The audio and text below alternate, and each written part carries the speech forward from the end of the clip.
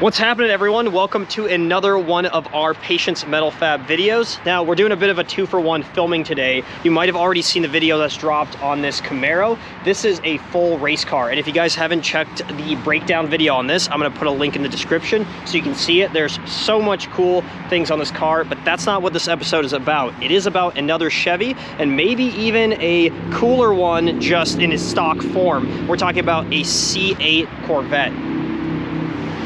Now, the reason that these two are sort of closely related is because although that one's a full track build, this one's sort of in the beginning stages of maybe eventually becoming that. The gentleman that owns this takes it to the track. You can tell from the slicks that he's got on here, but he came to us with some concerns, namely in the braking side of things. So Gary is going to be pulling his car into the shop, and maybe he can give us a little breakdown of exactly what's getting done to it. So the C8 is an extremely capable car right out of the box, but like Art said, he's got slicks on it. Once you put slicks on it, the amount of work that the brakes have to do increases immensely. So what this customer's experiencing is just going through pads very quickly, a little bit of brake fade. He's tried a couple of the different race pads for this application, but you know, he's got racing experience in his background, and he knows it's time for a real set of brakes.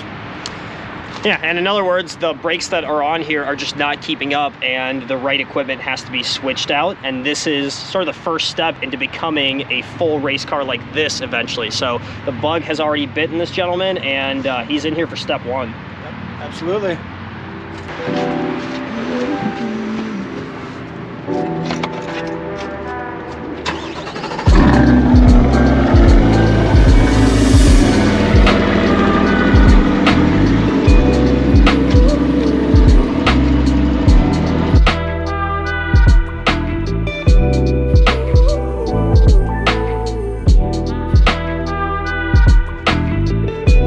Gary's cleaning up his stall before we get this car in, so I kind of took this as an opportunity to hop in and check out the interior, because although I've seen these at events and shows and even just driving by at this point, I haven't been inside one. And really, it's bridging that gap between kind of the average fast car and supercar. We're somewhere in the middle in here. I mean, the trim isn't as nice as maybe a Lamborghini or McLaren or something like that, but you could tell that's what they're heading towards, and in subsequent years it'll only get better. And I gotta say, I'm already pretty impressed with what I'm seeing here. It's a very driver-oriented cockpit in here. All the buttons are along the side. Everything's kind of molded to the driver, so to speak. It reminds me of a Mark IV Supra in some degree. It's something that I know a little bit more about. But all in all, I'm impressed with what's going on back here, and as soon as people are able to actually get these things delivered to them, because there's a long waiting list, it will be a somewhat affordable kind of supercar type project to build off of, just the same way the gentleman that owns this one is doing.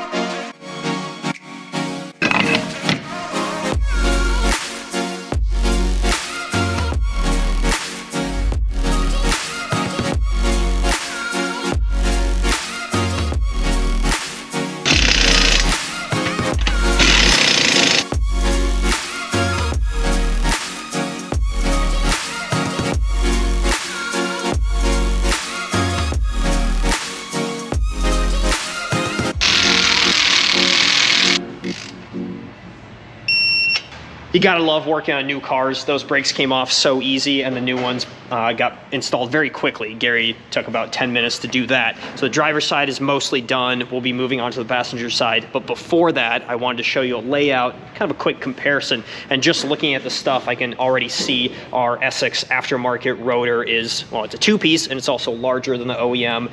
The caliper is actually slightly smaller, but it's a 6-pot versus a 4-pot, and so much lighter. Then we've got this little bracket. We've we've got stainless lines and these pads that look suspiciously used. So let's get into the specifics of all this and why we chose this kit. Obviously, the Corvette, especially the Z51, comes with a big brake caliper. You may wonder why it is that you want to replace this with something like this. And for the most part, this works just fine for what people are playing with. However, when you get into real heavy braking, especially when you're running a slick on a car, you need to step up your braking power considerably. Not only is this caliper lighter, but this caliper is actually 30% stiffer than this caliper is.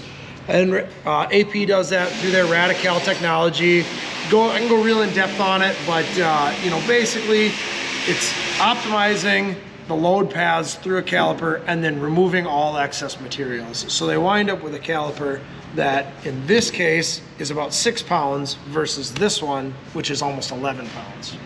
You can see that this is a 6-pot, whereas this is a 4-pot, but these are the same size. You can see these get progressively larger. Your largest amount of braking pressure is always on your leading edge of your brake pad, meaning the side the rotor is rotating into, so you don't need as much piston there. When they're even like this, you wind up with tapered brake pads. When you have a progressive brake piston like this, you get rid of that taper and a better overall pressure disbursement from the pad.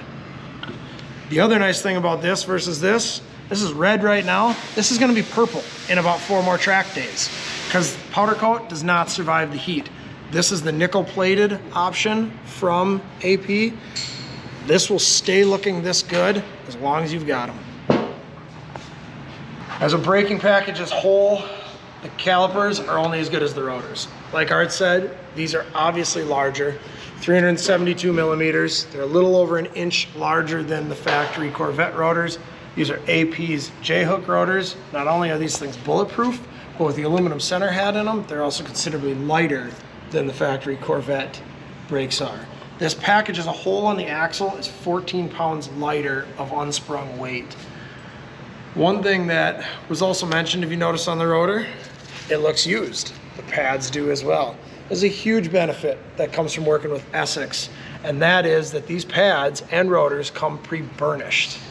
That means, as you can see, they look used. They literally spin these pads on these rotors until they're glowing red, so you don't have to try to bed in your brakes at the racetrack. There's 2 reasons that we're putting these on this car today. 1, AP Essex, hands down, best brakes money can buy. 2, we're a dealer for them. We only partner with brands that we trust and think represent quality as much as the company does, so there's nothing else we sell. Yeah, they're expensive, but I mean, they're the best money you'll buy.